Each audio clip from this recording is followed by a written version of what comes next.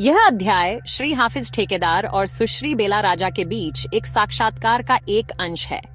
हाफिज ठेकेदार ने नाखुश स्कूली शिक्षा प्राप्त की है। मैं पहले और दूसरे वर्ष में पढ़ाई में अच्छा था, लेकिन तीसरे मानक से आगे की पढ़ाई में मेरी रुचि कम होने लगी। गणित से मुझे डर लगता था और मुझे गणित की परीक्षा के बारे में बुरे सपने आते थे। मैंने अक्सर गणित की परीक्षा में कुछ न जानने का सपना देखा।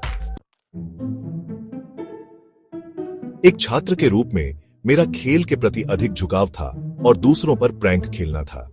मैं बहुत अच्छा खिलाड़ी था और कई वर्षों तक सीनियर चैंपियन रहा।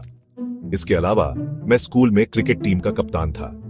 सच कहूं तो मैंने नकल और धोखा देकर ही अपनी परीक्षाएं पास की। हाफिज, तुम एक अच्छे छात्र हो, हालांकि तुम कभी पढ़ाई नहीं करते हो। अब तक मैं तुम्हारी अच्छी देखभाल करता था, लेकिन अब तुम्हें अपना ध्यान खुद रखना होगा। कृपया पढ़ाई पर ध्यान दो। मैंने प्रिंसिपल की सलाह का पालन किया और केवल प्रार्थना, भोजन और अध्ययन के लिए जाता था। नतीजतन मैंने अपनी एसएससी परीक्षाओं में 50% अंक हासिल किए।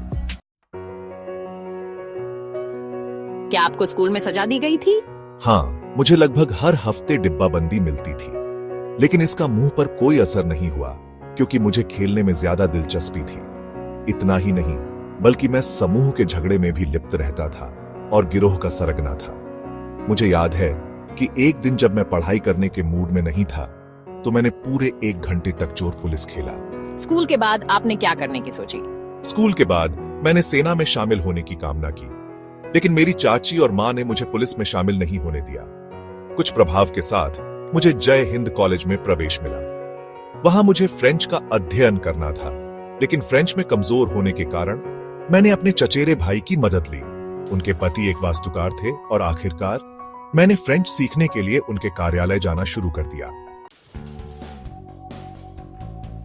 एक दिन मैंने एक कर्मचारी को एक खिड़की का विवरण खींचते देखा, जो एक बहुत ही उन्नत ड्राइंग थी। इसे देखते हुए मैंने उसे बताया कि यह ड्राइंग गलत थी, क्योंकि खींची गई खिड़की नहीं खुलेगी। मैंने बाजी जीत ली और मेरे चचेरे भाई के पति ने मुझे कुछ विशिष्ट चीजें खींचने के लिए कहा। मैंने तुरंत ऐसा किया। वास्तुकार इससे बहुत प्रभावित हुए और उन्होंने मुझे वास्तुकला का अध्ययन करने के लिए कहा। वास्तुकला के लिए कॉलेज में केवल 80 से 90% के साथ छात्रों को भर्ती किया गया था। प्रिंसिपल ने मुझे इस शर्त के साथ प्रवेश परीक्षा के लिए उपस्थित होने की अनुमति दी कि यदि मैं अच्छा नहीं करता हूं तो मुझे शामिल होने की अनुमति नहीं दी जाएगी। मुझे A+ ग्रेड मिला और उसके बाद मुझे हमेशा प्रथम श्रेणी मिली। एक वास्तुकार बनने के बाद मैं अपने शिक्षक श्रीमती गुप्ता से मिलने गया, जिन्होंने मुझे एक बार वास्तुकार बनने के लिए कहा था। मैं कहता हूं कि स्कूली जीवन ने मुझे स्ट्रीट स्मार्ट बना दिया। मैं अपने स्वाद को समझने के लिए एक ग्राहक को बारीकी से देखता हूं और फिर अनायास एक स्केच बनाता हूं। मेरे अनुसार मेरे रेखा चित्र मेरे गणित